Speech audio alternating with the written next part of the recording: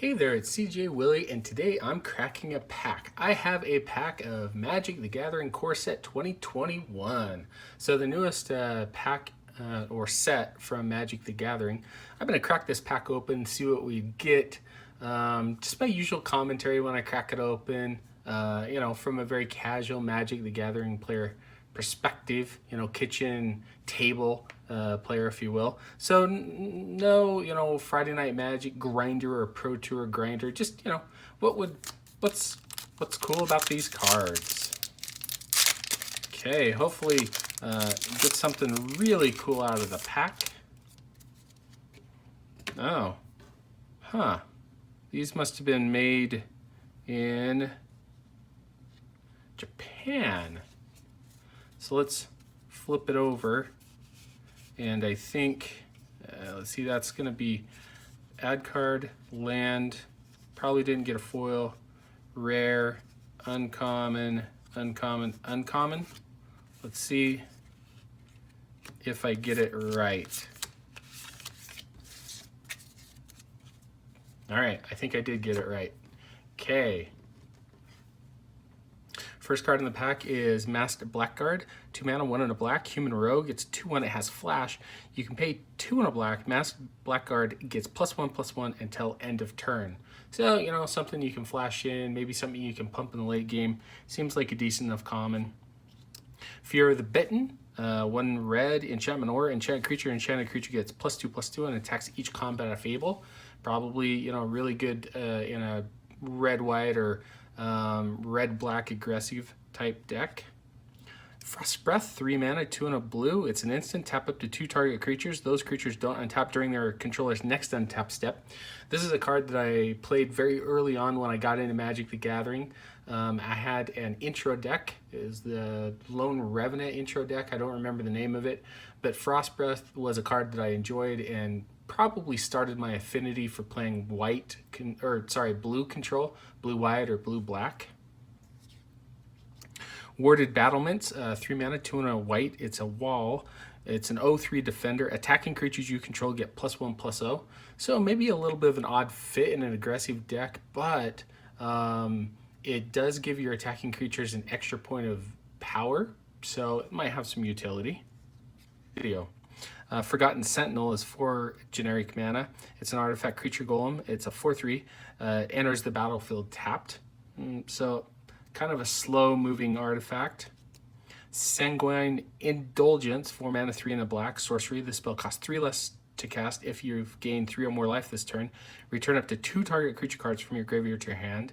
So if you have the ability to gain some life, this is going to bring back 2 creatures and allow you to replay them. This might have some cool interactions. Pridemulkin, 3 mana, 2 and a green. It's a cat. It's a 2/1. When Pridemulkin enters the battlefield, put a +1/+1 counter on target creature you control. Each creature you control with a +1/+1 counter on it has trample. So worst case scenario, this enters as a 3/2. Best case, it enters and puts a +1/+1 counter on something else. If you can combo, I think there's an uncommon green-white creature that allows you to add 1 more +1/+1 counter. So this might have some playability with that. Revitalize, 2 mana, 1 and a white. Instant, you gain 3 life, draw a card. So there you go. You can combo Revitalize with Sanguine Indulgence. And for 3 mana, you get 2 creatures back out of your graveyard into your hand. Seems like kind of an odd combo. Yeah, you get 2 creatures and then you get a draw card, gain 3 life. I suppose for 3 mana, that's basically, 3 life, get 2 more creatures into your hand, and draw a card. Yeah, could have some playability. Hobble Fiend, 2 mana, 1 and a red. It's a devil. At 2/1, it has trample. You can pay 1, sacrifice another creature, put a +1/+1 counter on Hobble Fiend. Falconer Adept, 4 mana, 3 and a white. Human Soldier, it's a 2/3. Whenever Falconer Adept attacks, create a 1/1 white bird creature token when flying that's tapped and attacking. This card looks pretty cool. At 4 mana, that might be a little too slow, but if there's a way you can protect it, you might get a never-ending stream of bird creature tokens. Maybe there's an enchantment that gives it flying, or an enchantment that gives it a little bit of evasion, and then you're going to be making 1/1 white bird creature tokens tapped and attacking each turn. This will be something I'm going to look into.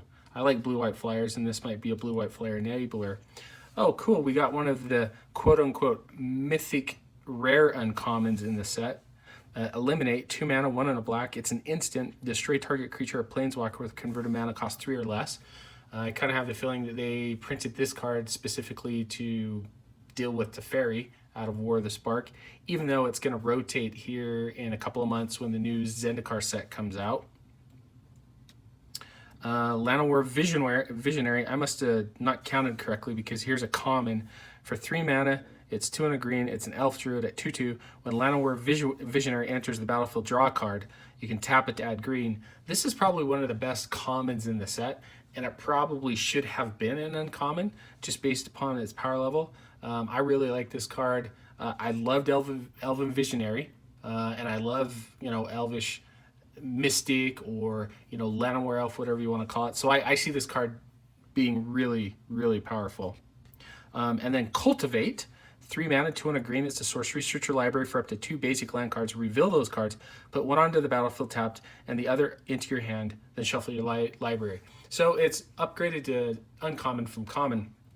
Cultivate, pretty powerful card. It allows you to grab a card, basic land out of your deck, put it onto the battlefield, put another one into your hand.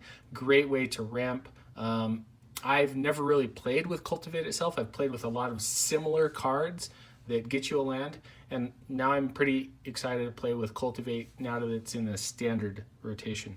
Okay, and our rare is Jolrael Monvoli Recluse, 2 mana, 1 and a green. It's a legendary creature, human druid at 1/2. Whenever you draw your second card each turn, create a 2/2 green cat creature token. You can pay 4 and 2 green until end of turn. Creatures you control have base power and toughness XX, where X is the number of cards in your hand. So it appears that Green Blue has kind of a draw a second card ability, and which is really odd that green is getting more card draw. Green is starting to become a very powerful color. It seemed to me that blue and red was the focus of draw your second card of a turn. Now it's kind of transitioning into blue and green. I don't know much about this card or its playability, but it seems like it could be a pretty powerful rare. And then we have a forest and a 1/1 white soldier token. I think my favorite card out of the pack, or if I was looking at this pack to do pack one, pick one, it probably is going to be between one of these five cards. And since I really don't know a ton about Core Set 2021, I'm opening this pack very early in the as the set's being released. 3 great green cards. So what that means is the green's probably going to get picked apart as it goes around. I don't know how powerful this rare is going to be. Usually in our play group, rares and mythic rares go at least one cycle around the table, because when we do the draft, you don't keep your rare, mythic rare until at the very end after we've done all the rounds. Then we put them all out into the table and kind of draft based upon your record. I really like blue, white, black, is a great way to, get rid of bothersome creatures, though it's a little narrow. I probably, if I were picking, would decide between these two. And I think what I would take is the Falconer Adept. It's something I could build around.